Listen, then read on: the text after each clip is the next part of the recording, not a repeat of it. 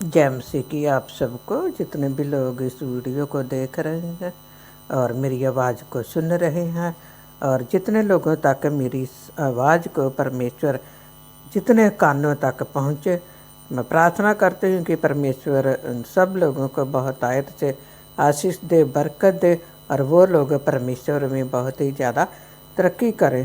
तो हम देखते हैं इस वीडियो के बीच में आप लोग देख रहे हैं, इसके ऊपर लिखा हुआ है रोमियो 3 चैप्टर की 3री आयत। यदि कुछ विश्वासघाती निकले भी तो क्या हुआ, क्या उनके विश्वासघाती होने से परमेश्वर की सच्चाई व्यर्थ ठहरेगी? तो इसके बारे में आप लोगों को मैं डिटेल में बताना चाहती हूँ कि ज़्यादातर ऐसे लोग हैं जो कि परमेश्वर में बहुत ही ज़्यादा बढ़ जाते हैं। तो आगे चलने से पहले मैं एक बार आप लोगों को इसकी दूसरी आयत पढ़कर बताती हूँ कि इसके बीच में लिखा हुआ है, हर प्रकार से बहुत कुछ। पहले तो ये कि परमेश्वर के वचन उनको सौंपे गए।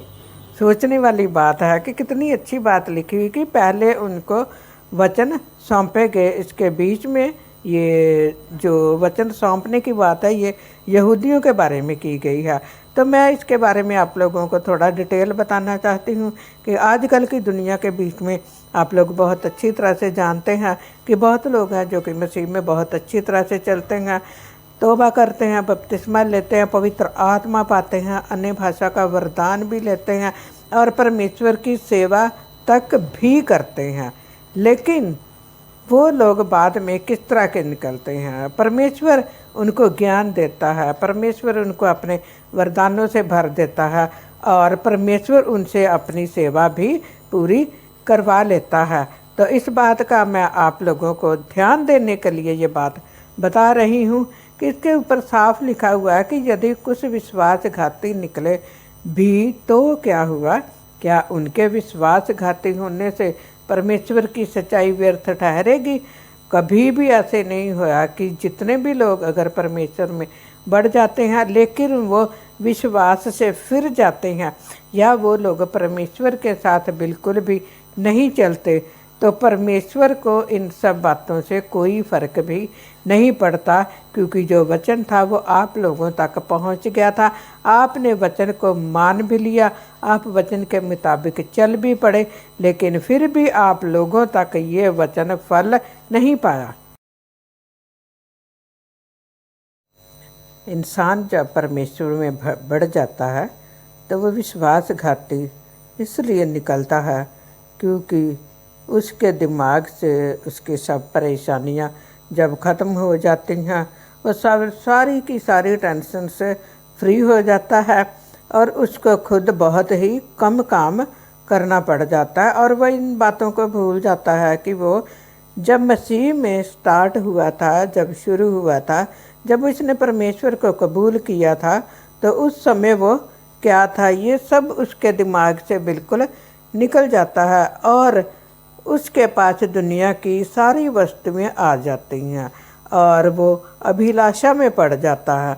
और अभिलाषा में इंसान इसलिए पड़ जाता है क्योंकि इंसान के अंदर घमंड आ जाता, और घमंड की वजह से जब अभिलाषा बढ़ जाती है तो इंसान की आँखें जो होती हैं वो हर चीज़ के लिए तरसती तो नहीं है, लेकिन आँखें ही सब अभिलाषाओं की जड़ है। जो हमारा परमेश्वर है उसने वचन में हमें साफ बताया हुआ है कि हमारी अभिलाषाएं ही जो हैं वो हमें परीक्षाओं में डालती हैं। तो हम इनको परीक्षा बिल्कुल भी नहीं बोलेंगे कि जो लोग विश्वासघाती होते हैं वो लोग ये बोल देते हैं कि मेरे ऊपर पता नहीं दुख क्यों आ रहा है, मेरे ऊपर पता नहीं परेशानी क्यों आ रही है। घमंड है तो तभी आप लोगों के ऊपर ये जो विश्वासघाती आप हुए हैं ये इसी वजह से हुए हैं। मैंने खुद भी देखा हुआ है कि बहुत से ऐसे लोग हैं जो कि मसीह में बहुत ही ज़्यादा आगे बढ़ चुके हैं और वो प्रचार भी करते हैं, परमेश्वर की सेवा भी करते हैं और बहुत बड़े बड़े दास हैं और उनका नाम भी मैं नहीं लेना चाहती। और बहुत से मैंने अपनी आँखों से भी देखे हुए हैं जो कि परमेश्वर का प्रचार करते हुए भी उनके अंदर नशा करने की घटी पाई जाती है। तो ये सब क्या है, इंसान के पास जब दुनिया की सब सहूलतें होती हैं, सब कुछ होता है इंसान के अंदर, तो वो जो इंसान है वो उसको ये भी नहीं पता चलता कि वो विश्वासघाती है, क्योंकि वो अपने बारे में जानता ही नहीं है। और एक और परमेश्वर के दास थे जो कि बहुत ज़्यादा प्रचारक थे, और उसकी वजह से लोगों को ठोकर तो लगी, लेकिन लोगों ने उसका नमूना भी, जो उनके अंदर गलत नमूना था, उसको भी लोगों ने पकड़ लिया। और वो कैसे पकड़ लिया? जो परमेश्वर के दास थे वो परमेश्वर की हजूरी में खड़े होने से पहले, यानी कि प्रचार करने से पहले, वो बाहर जाके एक नशा था जो कि करके आते थे ताकि वो लगातार प्रचार करते रहें। तो एक बार ऐसे ही जब वो जिस दुकान से वो नशा खरीदते थे, तो उस पर उसने दुकान वाले ने लिख दिया कि ये नशा बहुत ही अच्छा है पीने के लिए। उस दुकान वाले ने अपनी दुकान के ऊपर एक बोर्ड लगा लिया कि परमेश्वर के दास ये नशा कर सकते हैं, तो बाकी लोग भी कर सकते हैं क्योंकि ये नशा बहुत अच्छा है। तो ऐसी और भी बहुत सी मेरे पास घटनाएं हैं, लेकिन मैं आप लोगों को यही चाहती हूँ कि आप लोग ध्यान रखें और परमेश्वर के बीच में सही ढंग से चलें, क्योंकि बाइबल में साफ लिख दिया हुआ है रोमियो 3:3 में, यदि कुछ विश्वासघाती निकले भी तो क्या हुआ? क्या उनके विश्वासघाती होने से परमेश्वर की सच्चाई व्यर्थ ठहरेगी? कभी नहीं, ऐसा कभी नहीं हो सकता। विश्वासघाती होने से हमारा ही जो कुछ बिगड़ता है, हमारे लिए ही प्रॉब्लम आती है।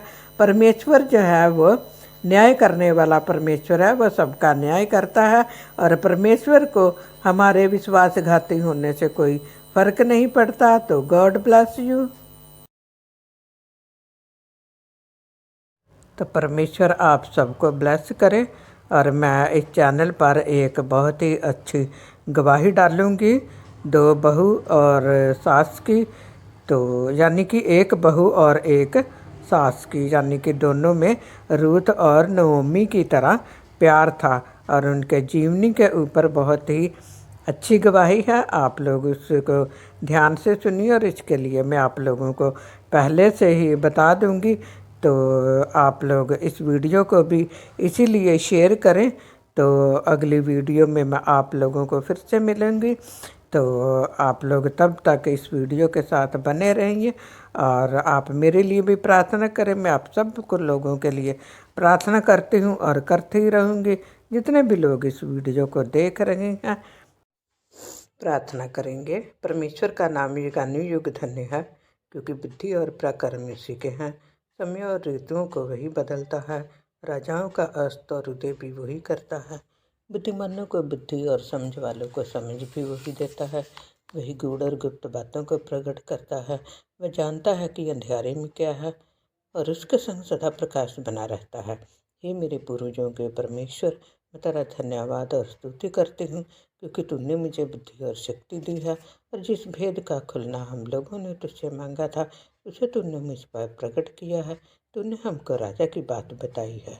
आमीन।